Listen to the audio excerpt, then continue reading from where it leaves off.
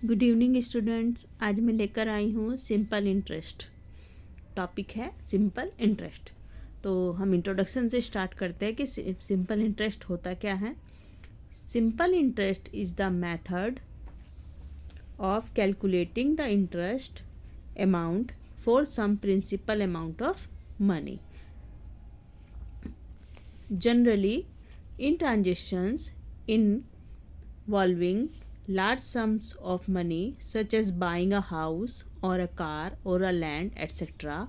we borrow money either bank or an individual or some other agency.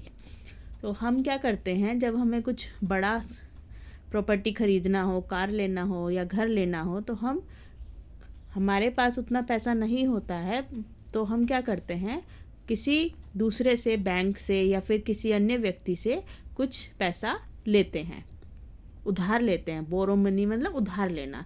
और वो उधार हम लेते हैं, बोरो करते हैं कि हम किसी एक अमाउंट को, मतलब जो अमाउंट हमने लिया है उस पर थोड़ा पैसा और लगाकर, इंटरेस्ट लगाकर उस पैसे को हम वापस करेंगे।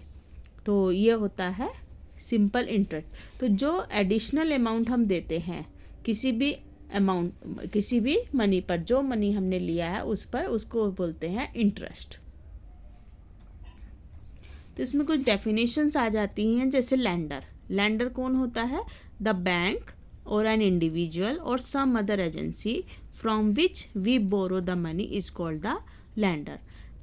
कोई भी बैंक या कोई भी व्यक्ति या कोई एजेंसी जहाँ से हम मनी लेते हैं अपने काम को पूरा करने के लिए, उसे लैंडर बोलते हैं। नेक्स्ट है बोरोवर। द पर्सन और a company who borrows money is called the borrower. Borrower होता है जो भी पर्सन होगा या कंपनी होगी जो पैसा उधार लेता है लैंडर से, तो वो होता है हमारा बोरोवर। अब थोड़ा आगे और समझ ले। When a borrower borrows some money from a lender, he or she also makes a promise to return it after a satisfied period of time।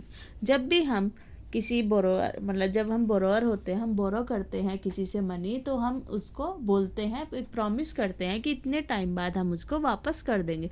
वो 3 मंथ्स भी हो सकता है, 6 मंथ, 9 मंथ, 12 मंथ और ईयर्स में भी चल सकता है। और at the end of the specified period, जो भी स्पेसिफाइड पीरियड है उसके बाद, the borrower has not only to pay the money which he or she had borrowed but also to pay some additional money for using lenders money। तो जब उसने जो lander से मनी लिया था उसको यूज़ किया, तो जो स्पेसिफाइड पीरियड है उसके बाद उसको कुछ और मनी भी पे करनी होती है। तो यही जो मनी जो उसको एक्स्ट्रा पे करता है वो होता है इंटरेस्ट। इसमें एक प्रिंसिपल अमाउंट आता है, एक आता है इंटरेस्ट। प्रिंसिपल क्या था? The money borrowed by a borrower from a lender is known as the principal or sum. तो जो भी मनी बोरो करते हैं उसको बोलते हैं प्रिंसिपल, और एडिशनल मनी जो पे की जाती है एक पर्टिकुलर पीरियड ऑफ टाइम के बाद में उसको बोलते हैं इंटरेस्ट। इसके बाद आता है अमाउंट। अमाउंट होता है the total money which the borrower pays back to the lender at the end of the specified period is called the amount। जो मनी हम सबसे लास्ट में देते हैं, जो प्रिंसिपल अमाउंट हमने लिया था लैंडर से, उसके बाद हमारा इंटरेस्ट लगा, तो उसके बाद जो टोटल मनी हम लैंडर को वापस करते हैं वो होता है अमाउंट। तो it follows from the above definitions that amount equal to principal plus interest।